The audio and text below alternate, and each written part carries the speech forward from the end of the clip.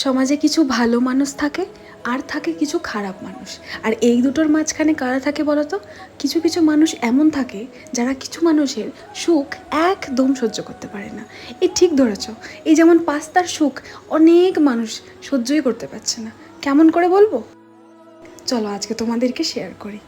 Pasta আগে একরকম ছিল, এখন আরেক রকম আছে। কণ্ঠে তুলসী মালা ধারণ করেছে, ভগবানের সেবা করার চেষ্টা করছে, তিলক ধারণ করছে, মালা করছে। এই সমস্ত গুণগুলো ওর মধ্যে এখন ইনক্লুড হয়েছে। আর সেগুলো কিছু মানুষের একদম সহ্য হচ্ছে না। কী আর করবি বল পাস্তা? এখন কিছু মানুষের সুখ যদি না সহ্য হয় তোকে দেখে, তুই এক কাজ কর, আজকে শুরু করে দে ভগবানের ভোগ তৈরি করা। আর মনে মনে ভগবানকে এটাই বলবি যে ভগবান, আমার সুখ যারা সহ্য করতে পারছে না, হ্যাঁ হ্যাঁ জানি জানি, তোর সুখ যারা সহ্য করতে পারছে না তাদেরকে মন ভরে তুমি আশীর্বাদ করো, আর আমার ভালোটা তুমি তাদের দিও। আমার মনে হয় প্রায় ম্যাক্সিমাম মানুষের জীবনেই এই রকম প্রকৃতির মানুষ থেকে থাকে। কি ঠিক বললাম তো? আরে হ্যাঁ জানি, পাস্তা সবসময় ঠিকই বলে।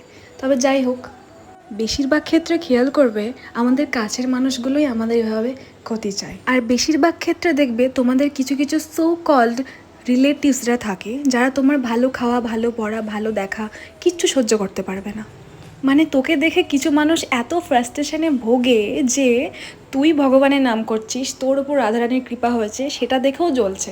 তোর ভালো খাওয়া, ভালো পড়া, আর ভালো খাসি বা কি তুই খাস তো ওই নিরামিষ শাক পাতা।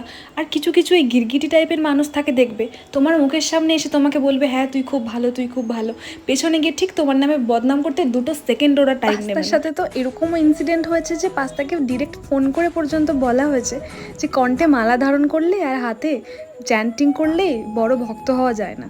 যাই হোক, আমি আমার ভগবানের সেবা করার চেষ্টা করি। আমি সামান্য দাসী মাত্র। আমি চাই আমার রাধারানী আমার ওপর এভাবেই সহায় থাকুক। Radhe Radhe. Thanks for watching.